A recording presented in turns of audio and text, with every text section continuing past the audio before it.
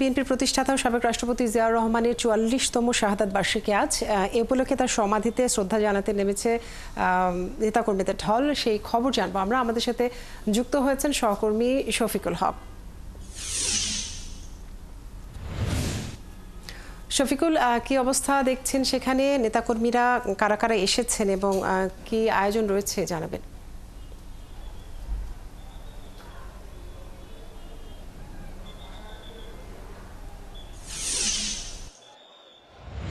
সকাল থেকেই কিন্তু আমরা দেখতে পেয়েছি যে শেরেবাংলা নগরের শহীদ রাষ্ট্রপতি জিয়াউর রহমানের যে সমাধিস্থল রয়েছে সেখানে কিন্তু এরই মধ্যে নেতাকর্মীরা এসে জড়ো হতে শুরু করেছেন এবং তাদের আজকের এখানে যে নির্ধারিত কর্মসূচি সেটি ছিল সকাল 10:30টায় এবং নেতাকর্মীরা এরই মধ্যে আমরা দেখতে পেয়েছি যে স্থায়ী কমিটির বেশ কয়েকজন সদস্য এরই মধ্যে এসে উপস্থিত হয়েছেন। তবে দলের পক্ষ থেকে যেটি জানানো হয়েছিল যে বিএনপির স্থায়ী কমিটির সদস্য ডক্টর খন্দকার মোশাররফ হোসেন তার নেতৃত্বেই আজকে মূলত বিএনপির প্রতিষ্ঠাতা সাবেক রাষ্ট্রপতি জিয়াউর রহমানের যে ৪৪তম শাহাদাত বার্ষিকী সেই শাহাদাত বার্ষিকীতে তার সমাধিতে শ্রদ্ধা জানানো হবে এবং সেটি কেন্দ্র করে কিন্তু এরই মধ্যে খণ্ড খণ্ড মিছিল নিয়ে বিএনপির যেই অঙ্গ ও সহযোগী সংগঠন যেগুলো রয়েছে, যুবদল, স্বেচ্ছাসেবক দল, ছাত্রদল সহ আরও যে সহযোগী সংগঠনগুলো রয়েছে তারা কিন্তু এরই মধ্যে এই শহীদ রাষ্ট্রপতি জিয়াউর রহমানের যে সমাধিস্থল সেই সমাধিস্থলে উপস্থিত হয়েছে।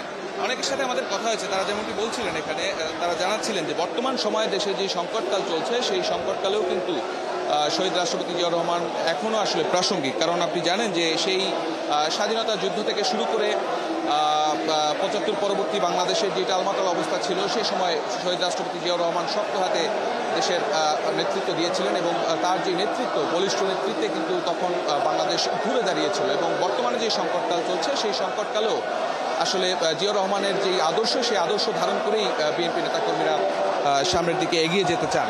আপনাকে ছবিতে হয়তো দেখতে পাবেন বিএনপি স্থায়ী কমিটির সদস্যদের মধ্যে বেশ কয়েকজন সদস্য বাবু গয়েশ্বরচন্দ্র রায়, জাহিদ হোসেন সহ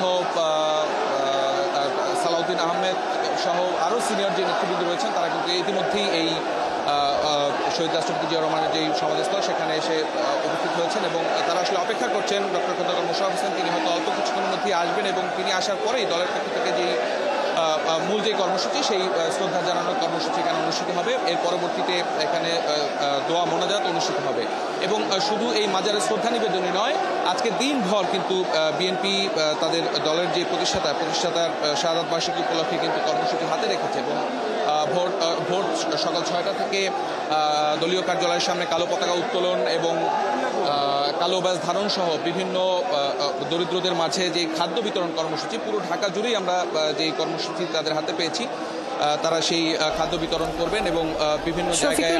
আপনাকে অনেক ধন্যবাদ। আপনি বলছিলেন নানা কর্মসূচি রয়েছে, আমরা পরবর্তী সংবাদ সংযোগগুলোতে আপনার কাছ থেকে সেই কর্মসূচির খবর জেনে নেব। দর্শক, আমাদের সাথে যুক্ত ছিলেন সহকর্মী শফিকুল হক।